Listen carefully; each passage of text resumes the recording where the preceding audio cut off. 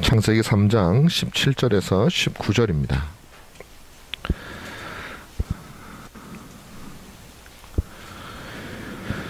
제가 봉독하도록 하겠습니다. 하나님의 말씀입니다. 창세기 3장 17절부터 19절까지 봉독합니다. 아담에게 이르시되 내가 내 아내의 말을 듣고 내가 내게 먹지 말라 한 나무의 열매를 먹었은즉 땅은 너로 말미암아 저주를 받고 너는 내 평생에 수고하여야 그 소산을 먹으리라. 땅이 내게 가시덤불과 엉겅퀴를 낼 것이라. 내가 먹을 것은 밭의 채소인즉 내가 흙으로 돌아갈 때까지 얼굴에 땀을 흘려야 먹을 것을 먹으리니 내가 그것에서 취함을 입었음이라. 너는 흙이니 흙으로 돌아갈 것이니라 하시니라. 아멘.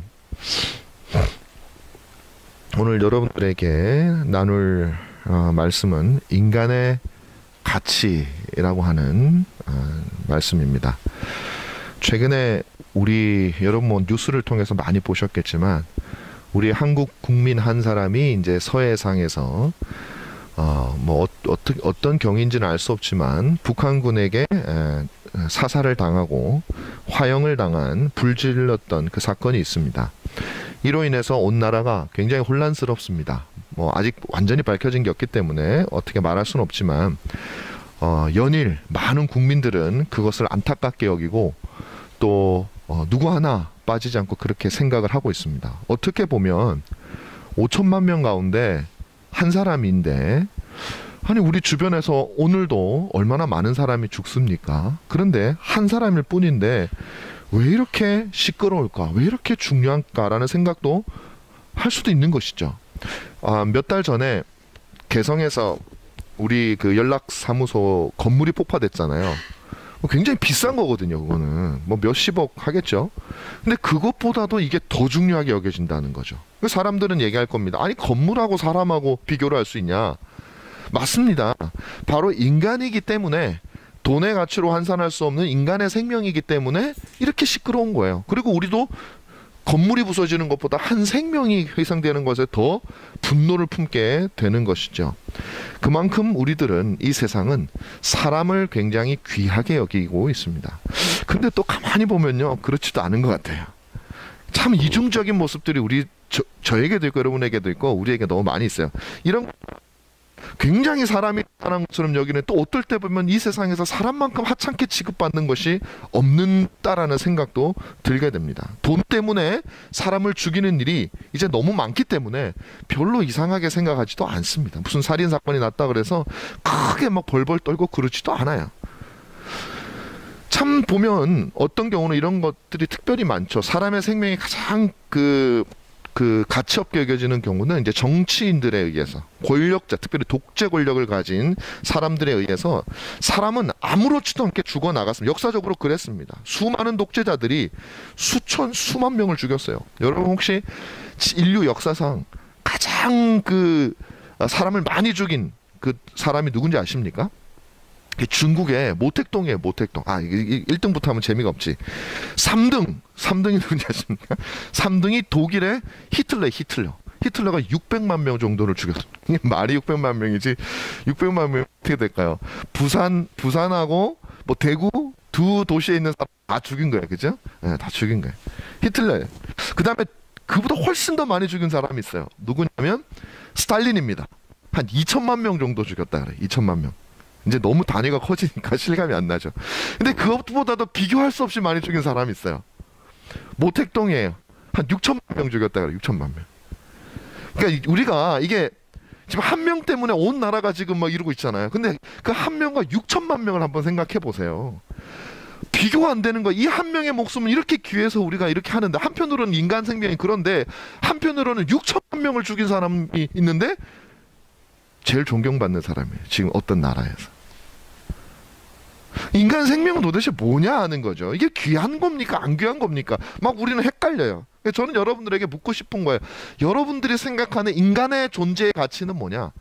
그리고 여러분 자신의 존재의 가치는 뭐냐? 인간의 존재 가치를 묻는 것은 여러분들이 인류를 위해서 우리가 뭘 하자 이런 뜻이 아니라 더 구체적으로는 여러분은 여러분 자신을 어떤 의미에서 가치 있다고 여깁니까? 아니면 가치 없다고 여깁니까? 우리가 신자로서, 한 사람으로서 이걸 생각할 수 있어야 된다는 거죠.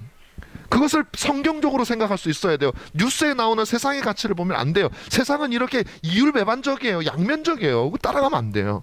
성경이 말하는 인간의 가치가 무엇인가 하는 것이죠. 오늘 본문은 그것을 우리에게 잘 설명을 해주고 있습니다. 오늘 본문은 처음으로 우리에게 말하는 게 뭐냐면, 인간은 뭐라고 얘기를 해요? 너는 흙이다, 이렇게 얘기를 합니다. 19절에 내가 흙으로 돌아갈 때까지 얼굴에서 땀을 흘려 먹을 것을 먹으리니 내가 그것에서 취함을 입었으면 너는 흙이니, 이렇게 얘기를 하고 있어요. 그러니까 아담을 향해서 너는 흙이다, 이렇게 얘기를 하고 있단 말이에요. 우리 조상이 아담이잖아요. 우리도 흙인 거예요. 네. 여러분, 우리가 우리나라 말에도 그런 게 있잖아요. 사람이 죽으면 흙으로 간다, 그렇게 얘기하죠. 네. 자, 보십시오. 여러분, 지구에서, 이 세상에서 가장 비싼 그림이 있어요. 그게 살바토르 문디라고 하는 그림인데, 이 그림이 뭐냐면 예수님의 모습을 그려놓은 거예요. 예수님의 모습을 그려놓은 건데, 이 세상의 구세주라는 뜻입니다. 살바토르 문디가. 이 레오나르도 다빈치라고 하는 르네상스의 화가가 그린 그림이란 말이에요. 근데 이 그림이 얼마인지 아십니까?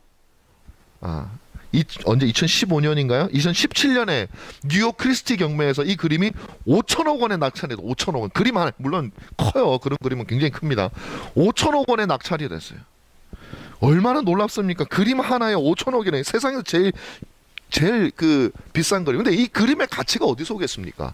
그 그림의 유화 물감이라든지 캔버스를 분석해봤자 그게 얼마나 들겠어요. 그게 기껏 잡았자 10만 원 들겠습니까? 20만 원 들겠습니까? 얼마 안 된다. 근데 그 그림이 5천억이에요. 근데 놀라운 사실은 뭐냐면은 이 그림이요, 1958년에 그 그림이 원래 그 정도 있었겠죠. 58년에 영국 소더비 경매에서 이게 경매가 됐어요. 그때는 얼마에 낙찰이 됐냐면 45파운드, 그때 돈으로. 그러니까 지금 돈으로 하면은 6만 8천 원인데 세월이 갔으니까 물가가 조금 한 10배 뛰었다 그래도 한 70만 원.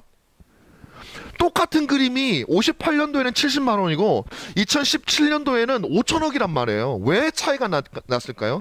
그게 하나가 차이가 있어요. 그때는 이 그림이 레오나르도 다빈치가 그렸다라는 것을 사람들이 인정하지 않았고 그 제자들이 그린 줄 알았어요. 그런데 나중에 감정을 해보니까 이건 다빈치 그림이다라고 하는 그 순간 5천억이 돼가지고 팔린 거야. 사우디 그 왕자한테 팔렸어요. 이 차이 나오는 이유는 뭡니까? 역사적인 의미죠. 누가 그렸냐, 그러니까 그림 자체는 똑같은 거라니까요. 그림이 가지고 있는 고유한 가치는 사실은 변함이 없어요. 그런데 그게 누구의 그림이냐라고 바뀌어지는 그 순간 수만 배가 뛰는 거죠. 수만 배가. 자, 그럼 이 그림의 가치는 뭘까요, 도대체? 바로 그 사람의 역사적 가치입니다. 그 사람의 명성, 그 지은 사람의 가치죠. 또 하나의 우리가 가치에 대해서 생각해 볼 게 뭐냐면 영국 국왕에 대한 겁니다. 영국 여왕이 쓰는 이 왕관 중에요, 왕관이 여러 개 있어요. 영국 여왕 왕관도 되게 많습니다. 근데 그 중에 이 제국관이라고 하는 게 있어요.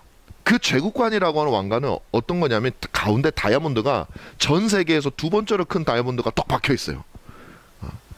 그래서 이거는 이 여왕도 이제 1년에 한 번, 두 번 이렇게 겨우 쓰는 그런 왕관이거든요.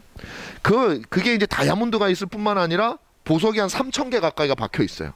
그러니까 이 왕관의 가치를 따지면요, 돈으로 매길 수가 없어요. 이 다이아몬드보다 한 3분의 1 정도 되는 게 1,700억에 팔렸대요. 그러니까 이거 3배가 되니까 단순 계산을 해도 5천억이 넘는데 다이아몬드는 커지면은 더 값이 올라가잖아요. 그러니까 이 왕관은 영국 국왕의 왕관이어서 더 비쌀 수도 있겠지만 그냥 그 왕관이 만들어진 재료 자체가 비싸. 그러니까 우리가 어떤 가치를 따질 때 두 가지가 있는 거예요. 하나는 그 재료 자체가 비싸면은 가치가 있는 것이고 본유적인 가치죠. 또 하나는 뭐냐면 누가 만들었냐, 누가 했느냐에 따라서 없던 가치가 생기는 경우가 있는 것입니다. 사람의 가치를 결정할 때도 비슷합니다. 이 모든 것들이요, 보면 마치 굉장히 다른 것 같은데 그림이나 왕관이나 사실은 공통점이 있어요. 그것이 재료가 가치가 있는 것이든 아니면 사람 때문이든 그 모든 것을 가치를 판단하는 것은 결국은 누구냐 하면 사람이라는 거예요. 여러분, 다이아몬드가 원래 재료가 비싸다고요? 다이아몬드가 뭐가 비싸? 다이아몬드 분석해보면요, 화학적으로 분석해보면 탄소예요. 탄소. 우리 여기서 많이 볼 수 있는 탄소, 흑인, 연필, 그 흑연이 있죠. 그 탄소란 말이에요. 그걸 고온 고압으로 엄청나게 누르면 다이아몬드가 된 거라는 말이죠. 그 자체가 가지는 가치는 없어요. 그것을 아름답게 여기고 돈을 지불하는 사람이 있을 뿐이죠. 그러니까 이 세상에 존재하는 모든 것의 가치는 바로 그것을 바라보는 사회 혹은 사람이 판단하는 거예요. 그러니까 여러분들이 귀하다고 여기는 모든 것들은 다 사람이 판단하는 거예요. 인간에게도 마찬가지예요. 저는 이걸 여러분들에게 말씀드리고 싶은 거예요. 우리 인간이 얼마나 가치 있는가를 결정하는 데에도 많은 사람들은 이 사회와 사람이 판단하는 가치에 따라간단 말이에요. 여러분이 여러분 자신을 얼마나 귀하게 여기느냐, 여러분이 저 길거리에 다니는 사람을 얼마나 귀하게 여기느냐, 여러분이 청와대에서 이 나라를 통치하는 사람을 얼마나 귀하게 여기느냐, 이 모든 것은 그 사람이 가지고 있는 본유적인 가치가 아니라 이 세상이 그들에게 부여해준 가치. 그래서 어떤 사람은 그 가치를 가지고 권력이 있고 돈이 있는 사람은 우리는 그 사람들을 향해서 귀한 사람이라고 한단 말이에요. 그래서 그 사람은 정말 자기가 귀한 줄 알고 교만하고 약한 사람은 억누르고 지낸단 말이에요. 반대로 돈이 얼마 없고 학벌이 좋지 못하고 큰 어떤 사회적인 영향력 없는 사람들은 자기 스스로 별거 아니라고 생각한단 말이에요. 자기 스스로 비굴해진단 말이에요. 그래서 죽어버린단 말이에요. 나는 왜 이럴까? 나는 왜 이렇게 태어났지? 그 비굴하게 여기는 그 모든 가치는 자기 안에 있는 가치가 아니라 이 세상이 여러분들에게 부여해준 가치인데 그 가치는 진정한 가치가 아니라는 거예요. 우리가 많이 볼 수 있는 거잖아요. 아이들이 공부를 못해요. 공부를 못한다기보다 공부 못하는 애들은 자살 안 하지. 공부를 잘해요. 맨날 전교 1등 했어요. 요즘에는 근데 그런 소식 별로 안 들려요. 그죠? 경쟁률이 옛날보다 안 치열한가 봐. 제가 고등학교 때 혹은 대학 때 그때는 종종 고3 애들이 뛰어내렸다는 얘기를 그때 학력고사 끝나면은 종종 들렸어요. 왜 그래요? 전교 1등 하던 애가 전교 2등 하면은 못 견디는 거야. 자기 가치가 없어지는 거야. 가치가. 비굴해지는 거예요. 1등을 해야 가치가 있는데 하면 가치가 없어진다고 생각을 하는 거죠. 그러니까 이 모든 가치라는 게 사회가 부여한 것들, 우리는 그게 자신의 고유한 가치인 줄 알고, 어떤 사람은 교만하고 어떤 사람은 너무나도 비굴하면서 인생을 비루하게 살아간다는 것이죠. 돈이 좀 많으면 교만하고 돈이 없으면 자기가 가치가 없는 줄 알고 그냥 비루하게 살아가는 거예요. 돈이 좀 많으면 자식들한테 애매하고 좀 돈이 없으면 자식들한테도 기가 죽고 부인한테도 기가 죽어가지고 불쌍하게 살다 보니까 그렇게 될 때가 있더구만요. 보니까 저도 가족들이 나 때문에 어렵고 힘들고 막 그러면은 그냥 나는 정말 별로 가치가 없는 사람 같아. 나가 뭐 이런 생각이 들더라고요. 그 사람이더라고. 그래 여러분 속지 말라 이 말이에요. 그것은 여러분들에게 있는 본유한 가치가 아니라는 것이에요. 그건 사회가 부여하는 가치입니다. 자, 그럼 여러분 오늘 본문은 우리에게 그런 가치 말고 하나님께서 여러분들에게 말하는 진짜 인간의 가치, 그리고 여러분의 진짜 가치에 대해서 오늘 성경은 우리에게 알려주고 있는 거예요. 말씀드린 대로 인간이 흙이라고 했습니다. 너는 흙이다. 이 말은 본래 인간이 어떤 존재인지 간단하게 설명해줘요. 쓸모없다는 얘기. 쓸모없는 게 아니라 아무 가치가 없다. 원래는. 여러분 흙이 무슨 가치가 있어요? 흙 신발에 묻어있으면 다 털어버리잖아요. 흙 데리고 막 들어가는 사람 있어요? 아니에요. 흙은 가치가 없어요. 너무나도 널려있어요. 먼지입니다. 더스트예요. 영어로 말하면 먼지예요. 먼지는 우리가 다 진공청소기로 흡입해가지고 다 버려야 되는 거예요. 인간은 뭐다? 너는 흙이다라고 얘기를 하는 것이죠. 널려있는 흙이죠. 그래서요 이 말은요 우리는요 본래적으로 따지면 우리는 교만할래야 교만할 수가 없는 자라는 것이에요. 잘난 체 할래야 잘난 체 할 수가 없어요. 돈 좀 가졌다고 잘난 체 할 수가 없는 게 너는 흙이다 이 말이에요. 너는 원래 흙이야. 죽고 나면 흙만 남아. 다른 사람들이 다 버리는 흙이란 말이에요. 널려있는 흙이란 말이죠. 잘난 체 할 필요가 없어요. 근데 또 다른 면으로 따지면요 너무 비굴할 필요도 없어요. 뭐가 없다고. 흙인데 뭐 흙이 뭘 그렇게 뭐가 없다고 그렇게 비굴해하고 그냥 자신이 막 근데 절망하고 그럴 필요가 뭐가 있어요. 우리는 원래 흙이었다라는 사실을 기억하면 돼요. 여기서 우리 인간은 출발합니다. 근데 이 말은 참 의미심장한 것이 말씀드린 대로 우리가 흙이었다면 교만할 수 없고 우리는 절망할 필요도 없는 것입니다. 그런데 인간의 흙이라는 말이 단순히 여러분 이것을 먼저 기억을 해야 돼요. 우리는 흙이라는 존재, 우리는 교만할 수 없다는 존재를 기억해야 돼요. 자, 그런데 여기서 하나님의 은혜의 역사가 일어나는 거죠. 그것은 필요가 없다라는, 가치가 없다라는 것을 말하고자 함이 아니에요. 그 가치가 없던 존재가 가치가 있는 존재로 하나님께서 우리를 바꾸어 주셨다라는 말을 하는 것이죠. 왜? 하나님께서 우리에게 당신의 형상을 입히는 순간 우리는 가치 있는 존재가 됐어요. 이걸 정확하게 흙에 비유하면 흙이었는데 이 흙을 토기장이가 와서 그릇으로 만든 거예요. 흙을 뭉쳐가지고 물을 뭉쳐가지고 그릇을 만드는 순간 용도가 생긴 거예요. 용도가. 흙일 때는 아무 용도가 없어요. 그냥 버려야 되는 거예요. 그런데 하나님께서 형상을 입혀서 우리를 만들어주는 순간 무언가를 담을 수 있는, 선한 것을 담을 수 있는, 아름다운 것을 담을 수 있는, 향기 나는 것을 담을 수 있는 그런 용도 있는 존재로 하나님께서 만들어주셨다라는 것입니다. 여러분 이걸 기억하시기, 성경이 우리에게 말하는 것이에요. 그래서 하나님이 형상, 하나님의 형상을 따라 우리를 만들었다는 말의 의미는 흙에서 그릇이 됐다고 보시면 돼요. 우리가 그릇이 된 거예요. 뭔가를 담을 수 있게 된 것입니다. 그래서 이사야 선지자는 64장 8절에서 이렇게 얘기합니다. 그러나 여호와 이제 주는 우리 아버지 신이이다. 우리는 진흙이요 주는 토기장이시니 우리는 다 주의 손으로 지으신 것이니이다. 바울도 우리에게 토기장이가 그 토기를이라고, 하나님은 토기장이고 우리는 단순한 흙이 아니라 이제는 용도가 있는 흙이 되어진 것이었어요. 토기는 그 재료를 보면 아무 가치가 없지만 무엇을 담느냐에 따라서 완전히 달라집니다. 그런데 문제가 생겼어요. 하나님께서는 우리를 그릇의 형상으로 만들어서 당신의 문양을 입혀서 아름답게 만들었는데 우리가 거기에 거룩하신 하나님의 선한 것들을 담고 다녀야 되는데 인간이 타락해버림으로 말미암아 하나님이 아름답게 만들었던 그 무늬까지 다 지워져 버리고 가치 없는 그릇이 되어져 있고, 뿐만 아니라 그 안에 사단이라고 하는 더러운 것을 담고 다니는 존재로 우리가 바뀌었다는 사실을 기억하셔야 돼요. 그게 질그릇 같은 인간이, 가치 없는 인간이 하나님이 그래도 용도 있게 만들어 놨더니 다시 스스로 존재하지 않는 것보다 못한 것이 되어버렸단 말이죠, 인간이. 그래서요, 그 안에요, 하나님이 그래도 아름답게 만들어 놨던 무늬들을 다 지워버렸어요. 그리고 그 안에 정말 더러운 것을 담고 다니기 시작했다는, 썩어 냄새나는 것을 가지고 다니기 시작했다는 것입니다.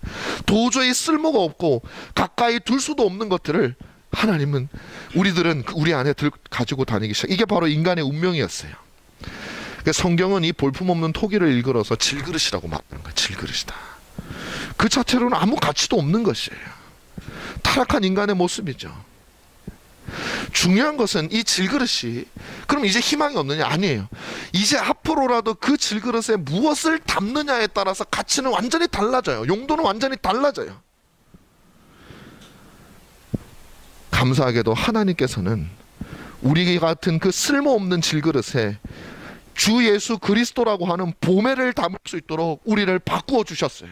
그리고 우리 안에 그 보배를 담을 수 있는 훼손되어졌던 것들을 어느 정도 복구하시고, 이가 빠지고 그냥 금이 같은 것들을 다 떼어서 그리스도를 그 안에 담을 수 있도록 만들어 주시고, 우리에게는 예수 그리스도를 주셔서 비록 보잘것없는 질그릇이지만, 금그릇 은그릇보다 못하지만, 그러나 금그릇 은그릇이 담지 못하는 그 아름다운 그리스도를 담게 하심으로 우리를 가치 있게 만들어 주셨다라는 것입니다. 바로 이것이 성경이 말하는 인간이요, 성경이 말하는 그리스도인이에요. 그리스도가 없으면 우리는요, 질그릇이에요. 정말 보잘것없는 거, 돈 많이 가져도 질그릇이에요. 권력을 많이 가져도 질그릇이에요. 아무 쓸모없는 더러운 냄새나는 질그릇이에요. 아무리 돈으로 치장을 해봤자 하나님 보시기에는 너무나도 더럽고 냄새나는 것이어서 도저히 집안 어디에 들 수가 없는 그런 질그릇. 그러나 우리처럼 볼품없는 질그릇이라도 그 안에 아름다운 보석이 있으니 하나님은 어디든지 그것을 집안 어디라도 둘 수 있는 존재로 만들어 주셨다는 것입니다. 바로 이것이 우리들의 모습이죠. 그러므로 인간의 가치는요, 여러분, 인간이 판단해서 온 게 아니에요. 우리 안에 있는, 원래 있는 것도 아니에요. 여러분, 우리가 귀하다, 뭐 당신은 사랑받기 위해서 태어났다, 뭐 이런 말을 하는 이유는 뭐냐면요, 네가 원래부터 기회라고 해서 우리의 자만심을 높여주는 것이 되어서는 안 돼요.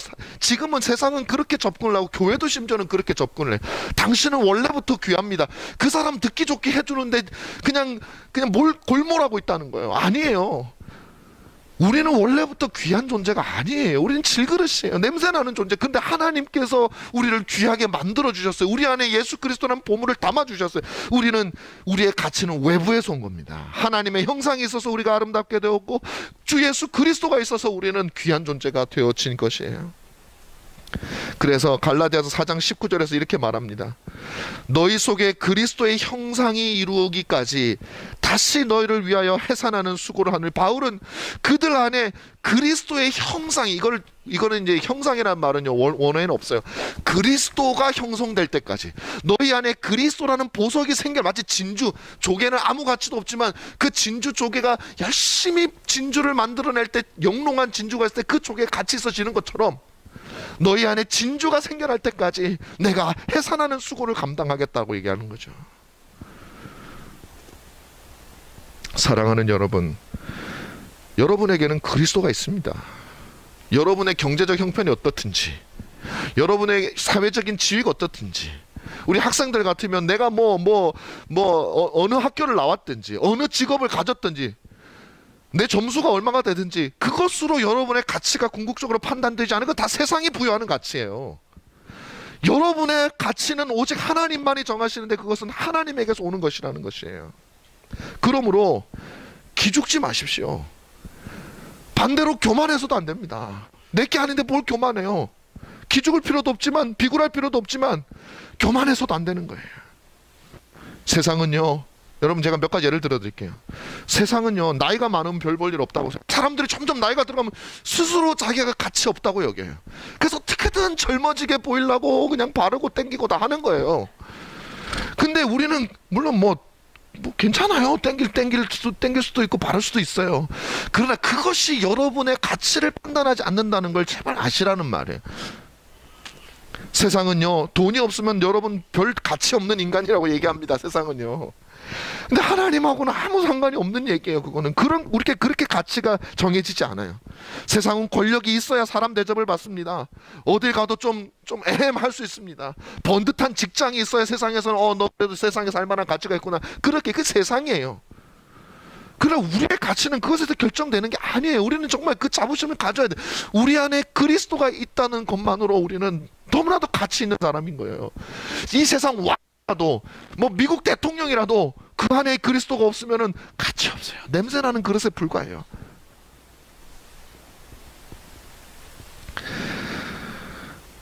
그러니 여러분들은 하나님이 빚어가고 있는 하나님의 작품입니다. 여러분 안에 그리스도가 있으면 여러분은 하나님이 빚어가는 하나님의 작품이에요. 그러므로 가치가 있는 거예요. 근데 여러분이 그리스도가 없으면 이 세상의 왕이라도 그것은 사단이 빚어가는 사단의 작품이에요. 혐오스러운 거예요. 그러니 여러분, 우리는 겸손해야 됩니다. 우리는 진흙이라는 사실을 알고 겸손하십시오. 그리스도가 없으면 우리는 아무것도 아니에요. 어떤 사람이요, 인간의 그 성분을 분석을 했대요. 뭐 인성분, 뭐 뼈에 있는 뭐 무슨 칼슘 뭐 다 분석했더니 총 돈이 한 $3 정도 나왔답니다. 인간의 걸 다 분석했더니, 단백질 뭐 다 했더니. 우리가 무슨 가치가 있겠어요. 우리는 교만할 수가 없습니다. 그것 때문에 혹시 여러분들이 뭐 남들보다 좀 더 뭐가 있다면, 남들보다 조금 잘났다면 교만해서는 안 돼요. 우리는 $3짜리예요. 반대로 말씀드린 대로 기죽을 필요 없어요. 다른 사람보다 좀 부족하다고 스스로 그냥 비굴해하고 막 그 성적 좀 떨어졌다고 나는 가치 없어 막 뛰어내리고, 절대 그래서는 안 되는 거예요. 여러분에게는 예수 그리스도가 있단 말이에요. 우리에게는 세상 사람들이요, 100만원짜리 수표 들고 다니면서 막 자랑하고, 그냥 1000만원짜리 수표 들고 다니면서 자랑하는 모습을 보면서 나는 없어 하지 마십시오. 여러분에게는 백지 수표가 있는 거예요. 예수 그리스도의 무한한 가치에 있는 그것을 가지고 있다는, 가지고 있는데 몰라 그거를. 두 번째는, 첫 번째는 인간은 흙이다. 둘째는 인간은 흙을 먹고 산다는 사실을 기억하셔야 됩니다. 오늘 본문에 그렇게 나와요. 흙을 먹는다는 표현은 없어요. 이렇게 돼 있죠. 내가 흙으로 돌아갈 때까지 얼굴에 땀을 흘려야 먹을 것을 먹으리니. 그리고 위에 보면 땅이 내게 가시덤불과 엉겅퀴를 낼 것이야 내가 먹을 것은 밭에서. 그러니까 밭에서 나는 것을 통해서 인간은 살고 먹고 하게 되어 있다라는 사실이에요. 이것은 인간이 이 세상을 살아가는 태도에 대해서 말해주는 것입니다. 우리는 흙으로 지으신 받은 우리는 겸손해야 되며, 그렇다고 교만해서도 아니고 비굴할 필요도 없는 그 인간은 어떻게 살아야 되느냐, 바로 이 본문 말씀에 나오는 것처럼 살아야 된다라는 것이죠. 흙에서 나온 인간은 흙에서 나오는 것을 먹고 삽니다. 원래 그래요. 이건 타락 이전에도 하나님께서 정하신 원칙이에요. 흙에서 나왔으니 우리의 생명이 흙에서 나왔단 말이에요. 그러니 생명을 유지하는 것도 하나님께서 흙에서 주는 겁니다. 왜냐하면 우리는 흙에서 나온 사람 아담의 자손이었으니까. 거듭나기 전에 우리 철저하게 아담의 자손이었죠. 그래서 흙에서 생명을 얻게 되어 있던 사람이었어요. 자, 그런데 아담이 범죄하면서 상황이 변했습니다. 흙에서 나오는 것으로 사는 것은 똑같아요. 그런데 이제 여기서 우리가 수고해야 되는 것이 추가가 됐단 말이에요. 땀을 흘리지 않으면, 고생하지 않으면 생명을 유지할 수 없게 되어져 있다는 것이죠. 여러분, 이것은 비록 우리에게 형벌로 주어진 거지만 우리는 이 원리를 따라야 돼요. 왜냐하면 우리가 하나님을 진정으로 존경하고 그분을 존중한다면 그분이 주신 형벌도 적극적으로 따르는 것이 그분에 대한 경외심을 보여주는 거예요. 아, 형벌이니까 안 해도 돼. 그럼 그분을 무시하는 거예요. 그래서 우리는, 타락 이후에 우리는 땅에서 나온 흙으로서 땅에서 나오는 것들을 온 힘을 다하여 생명을 유지해야 되는 의무가 생겨버린 것입니다. 자, 여기 왜 뭐가 중요하냐면요, 흙만큼 정직한 게 없다 그래요. 여러분, 저는 농사를 안 지어봤어요. 그런데 여러분, 농사 짓는 분들이 그런 얘기를 종종 하죠. 농사만큼 정직한 거 없어. 땅만큼 정직한 거 없어. 내가 얼마나 노력했느냐, 내가 얼마나 수고하느냐, 거기에 따라서 가을 수확이 결정되는 거예요. 봄, 여름에 부지런히 일어나서 땀을 흘리지 않으면 수확을 기대해서, 저는 농사는 안 지어봤지만 시골에는 살아봤어요. 그래서 우리 집은요, 시골에 살면서 우리 집은 농사를 안 지었어요. 우리 아버지가 무슨 공장 같은 걸 해가지고 그냥 거기서 이렇게 사는데, 제 친구들은 뭐 소 먹이고 뭐 논밭 하고 다니는 거 저도 많이 봤거든요. 정말 열심히 일하잖아요. 새벽에 얼마나 일찍 일어납니까? 새벽 뭐 4시, 여름에 4시, 5시에 일어나가지고 새벽부터 가가지고 일하는 모습들을 제가, 저는 안 갔지만 그런 걸 많이 봤어요. 농부들이 그만큼 열심히 일하면 많은 것을 얻죠. 논을 일구고 모내기를 하고 잡초를 제거해주고, 비가 오면 물길을 돌보고, 태풍이 불면 벼가 쓰러지지 않도록, 또 쓰러진 벼는 또 이렇게 막대기를 세워가지고 다 일일이 묶어주고, 그렇게 하지 않으면 가을에 거둘 수가 없어요. 필요할 때 농약도 뿌려야 되고, 익은 과일이 땅에 떨어지지 않도록 부지런히 수확도 해야 돼. 내가 다 키워놨는데 아우 막 따기 귀찮아 그냥 이러면서 하고 있으면요, 몇 개나 건질까 나머지는 다 떨어져, 다 썩어버려. 얼마나 많이 수고해야 됩니까? 이처럼 땅은 정직합니다. 땀을 흘리지 않으면 소출을 내지 않아요. 근데 여러분, 이건 땅만을 말하는 게 아니에요. 인간사, 우리가 먹고 사는 모든 문제가 다 여기에 똑같아요. 땅을 대표로 말한 거예요. 우리는 수고해야 됩니다. 정직하게 일을 해야 됩니다. 땀을 흘리지 않으면 여러분들은 정당한 대가를 거둘 수가 없어요. 만약에 여러분들이 땀을 흘리지 않고 수고하지 않아도 무언가를 얻는다면 그것은 약이 아니라 독이라는 것을 기억하십시오. 우리는 거기에 유혹이 돼 있어요. 아, 어떤 사람 보니까 그냥 로또 당첨돼가지고 그냥 한 방에 10억을 가져가던데, 아, 나도 저렇게 하나님 나에게 로또 한 번 주시옵소서. 그거 평생 하고 살면 거지로 사는 거예요, 그냥. 만약에 그래서 로또가 됐다, 그건 더 불행해지는 거예요. 그건 계속 평생 그 로또만 생각하고 사는 거예요. 아니, 일을 왜 해? 재수 좋아가지고 로또 되니까 이렇게 편한데 한 번 맛본 사람은 헤어나지를 못해. 그러므로 땀을 흘리지 않고 수고하지 않고 어떤 대가를 얻는 것은 불행한 거예요. 독이에요. 하나님은 우리에게 네가 땀을 흘린 대가만큼 얻으라고 하나님이 우리에게 삶의 방식을 정해주죠. 그래서 흙을 먹고 살아라는 거예요. 흙에서 생명을 취하면서 수고해서 살아라는 것이죠. 근데 여기 전부가 아니에요. 우리는 마땅히 근면하게 우리의 모든 수고를 해야 됩니다. 그런데 하나님께서는 또 말씀해 주시죠. 우리의 노력이 전부냐? 그건 아니라는 거예요. 한번 농사를 생각해 보십시오. 아무리 농부가 노력하고 김매고 뭘 아무리 열심히 해도 하나님이 비를 주지 않으시면, 하나님이 해를 주지 않으시면 그 농부가 무슨 짓을 해도 아무 수확도 거두지 못해요.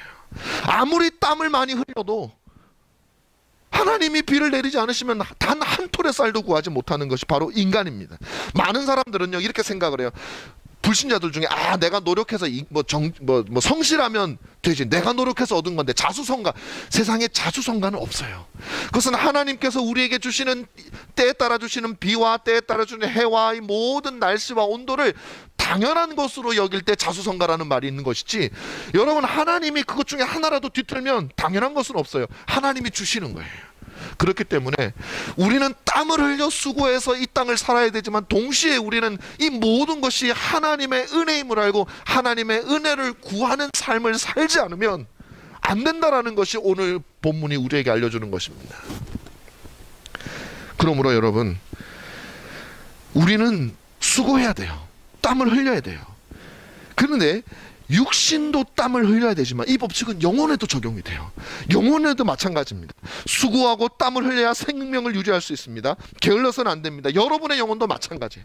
여러분이 수고하고 땀을 흘리고 여러분의 영혼을 먹이기 위해서, 살리기 위해서 땅을 파고 씨를 뿌리고 잡초를 제거하고 그 모든 일들을 여러분이 감당을 하셔야 여러분의 영혼이 생명을 얻는다는 것이에요. 절대 우리는 요행을 바라서는 안 됩니다. 그리고 우리 자신의 수고보다 더 많은 결실을 얻는 사람들을 부러워해서도 안 돼요. 이건 신자가 할 일이 아니에요. 아까 제가 말씀드렸지만 저 사람은 아니 노력도 얼마 안 했는데 일이 잘 풀려. 여러분, 우린 그걸 부러워하면 안 되고 지금 잘못되고 있는 거예요. 하나님의 법칙을 어기고 있는 거예요. 절대 좋은 게 아닙니다. 우리는 수고한, 우리 영혼이든 뭐든 수고한 대로 얻는 것이 가장 정직한 것입니다.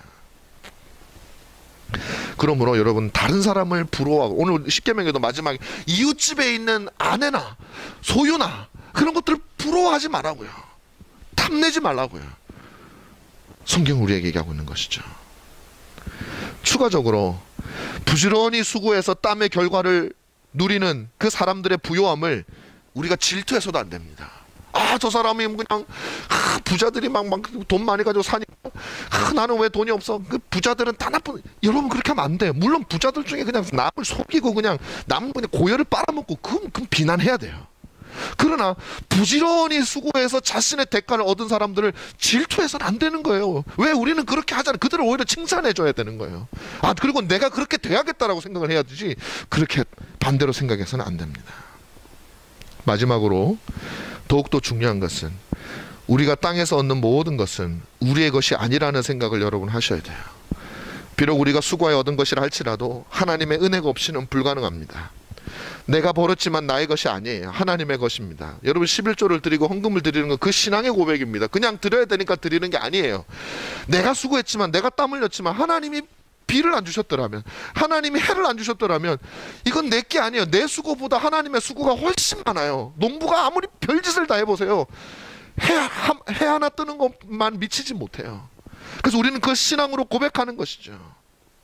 그러므로 여러분들이 만약에 여러분의 생활을 하고도 남는 것을 얻었다면, 하나님이 주셨다면, 우리는 그것을 이웃을 위해 써야 돼요. 우리의 주변의 어려운 이들을 위해 써야 돼요.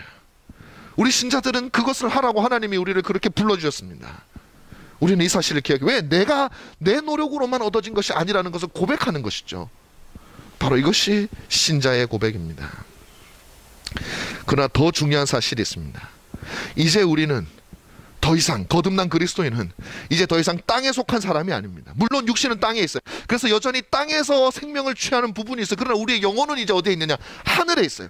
그러므로 우리가 기대해야 될 것은, 우리의 생명은 하늘에서 취한, 우리가 왜 하늘에 있게 되었느냐?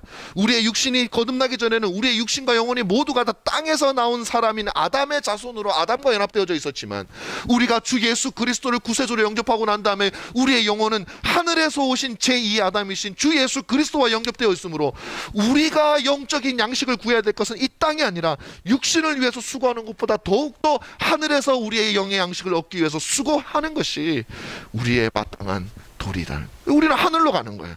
육신은 땅으로 가지만 우리의 영혼은 하늘에서 오신 그분에게 연합되어 있기 때문에 우리는 하늘로 가게 되는 것이죠. 마지막으로 여러분에게 말씀드립니다.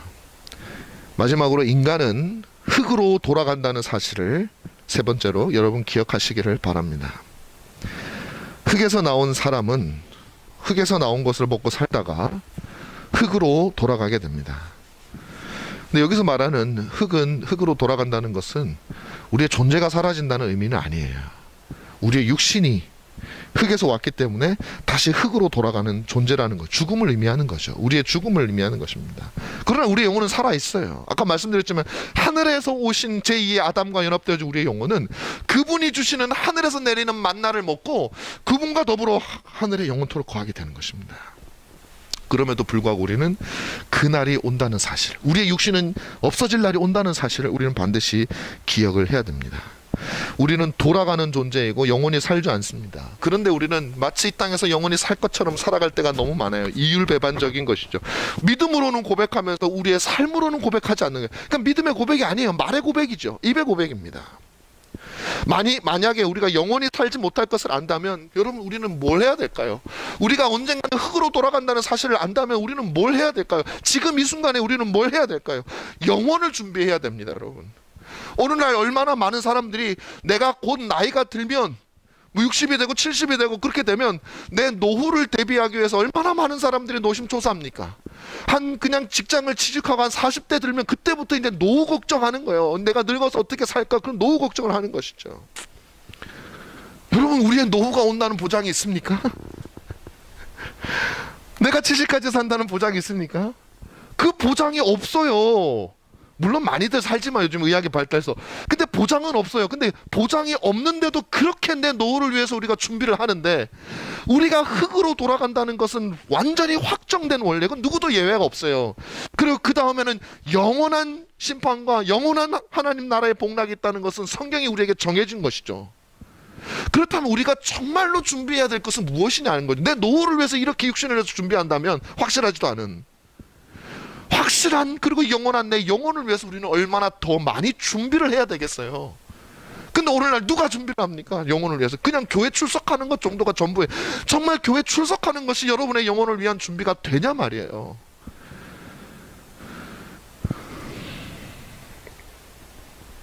학생들은 대학을 준비해서 살죠.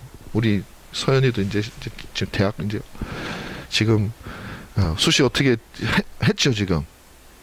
내일 마감.